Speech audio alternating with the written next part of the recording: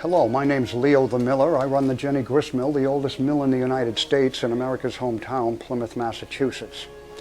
Just to give you an idea of how we ended up here, our pilgrims came here for religious purposes and for freedom, but freedom of all kinds, not just freedom of religion.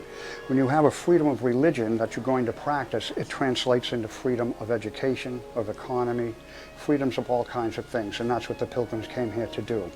They came here with women and children to build a society. They felt that the family unit was the cornerstone of society, and without the family unit, they would not survive here in Plymouth. So they came to build a community. They thought education was extremely important. They felt if they couldn't read and write, they wouldn't know right from wrong.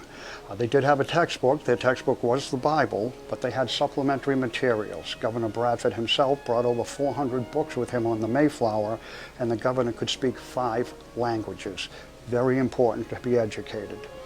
When the pilgrims came on the Mayflower, they had 18 married women and 14 single women. Absolutely unheard of for a colony to do that. The Jamestown colony didn't have women for 20 years.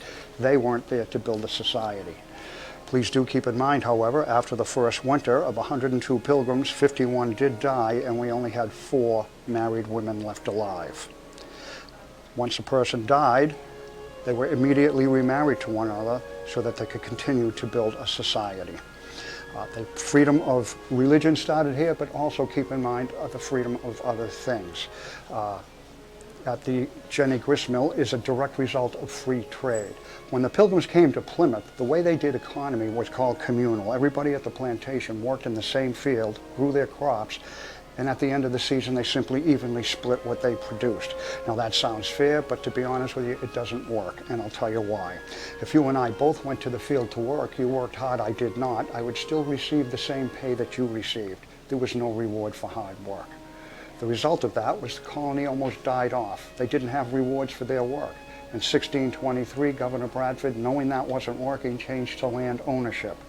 At that point, every family got their own plot of land, grew their own food, fed themselves, and they simply traded with each other what was left over. Today we call that free trade. That works.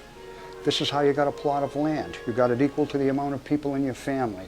In other words, the more kids you had, the more land you would own. Why did they do that? We had a population problem. We had 51 people. We had to get growing. And I'll tell you what, it worked. Today, 10% of the population of the United States are Mayflower descendants. That would be about 30 million people.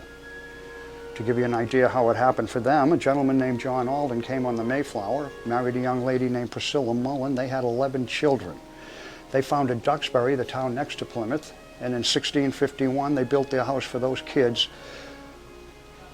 Believe it or not, today the Alden family still owns that house. It is the one piece of property held the longest by one family in the United States. If you read the Bible, it tells you to go forth and multiply. The pilgrims took it seriously. They came to build a society.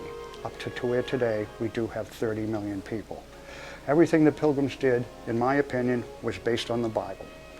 What motivated them to come to Plymouth, what caused them to build a society, and in the end, what caused them to be successful and to have our country go to the way it is today. They began self-rule in the country, and we finished it up with what we're doing today. Everything you see in the Bible from the pilgrims is biblically based, and the result is positive.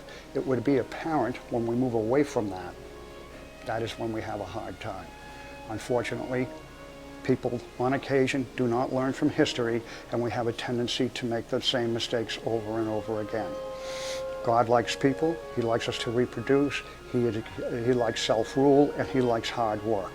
This is all evident in the history, and we hope that we can keep that going and that we can keep it evident from the days to come. My wife and I would like to invite you to come hear the Christian history of what happened in Plymouth and how our country to develop to what we see today. We need to learn from our rich history, and we need to keep it factual.